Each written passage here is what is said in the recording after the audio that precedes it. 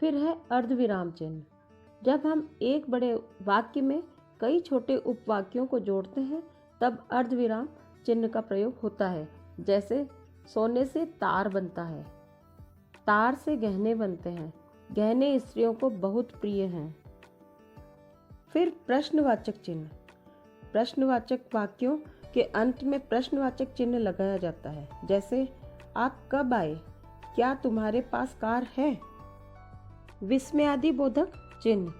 सुख, दुख, घृणा, आश्चर्य, शोक आदि का भाव प्रकट करने वाले वाक्यों के अंत में विस्मयादिबोधक चिन्ह का प्रयोग किया जाता है। जैसे उद्गार वाली उक्तियों के साथ, छी यहाँ कितनी गंदगी है। प्रशंसा, वाह शाबाश। आश्चर्य, अरे, दुख, हाय।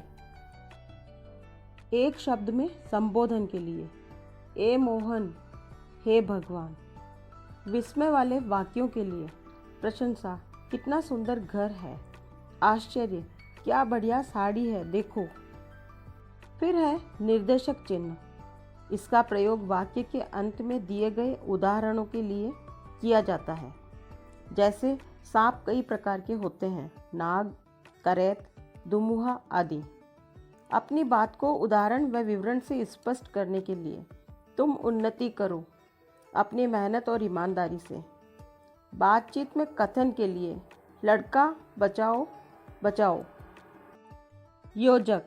इस चिन्ह का प्रयोग शब्द युग्मों के मध्य किया जाता है। जैसे माता पिता, दिन रात, दाल चावल, छोटा बड़ा आदि।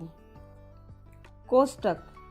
किसी शब्द के दूसरे रूप या अर्थ के लिए इसका प्रयोग किया जाता है। जैसे देश का नागरिक, देश में रहने वाला। उद्धरण चिन्ह। उद्धरण चिन्ह एकहरे तथा दोहरे दो प्रकार के होते हैं।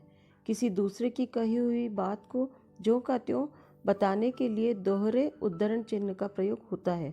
जैसे सुभाष ने कहा था, तुम मुझे खून दो, मैं तुम्हें आज़ादी दूंगा।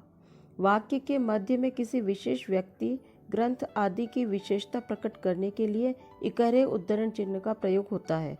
जैसे रामायण तुलसीदास जी की उत्कृष्ट रचना है। भारतीयों को दक्षिण अफ्रीका में कुली कहा जाता था। लाघव चिन्ह। इस चिन्ह का प्रयोग शब्दों को संक्षिप्त रूप में दिखाने के लिए किया जाता है। जैसे डॉक्टर, डॉ, प्रश्न, प्र, उत्तर, उ, टेलीविज़न, टीवी।